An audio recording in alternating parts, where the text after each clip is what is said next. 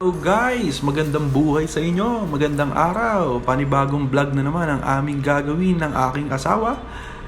At ngayong araw na ito, magkakapit kami ng vinyl tiles. Alright! Pero bago muna yan, magmatamis muna tayo. Kasayaw. Alright, ngayong araw nga, at ito, naglilinis na ako ng pagkakabitan ng vinyl tiles namin. Ito palang vinyl tiles namin, nabili lang namin to sa Shopee sa halagang 15 pesos kada isa. 30 by 30 po ito ang size ng tiles na ito. Alright, dyan yung makikita na talagang luma na talaga yung vinyl tiles na nakakabit dito sa kwarto namin. Ang dali niya na po tanggalin, matanggal. Yung mga adhesive niya pong nakadikit, hindi na madikit.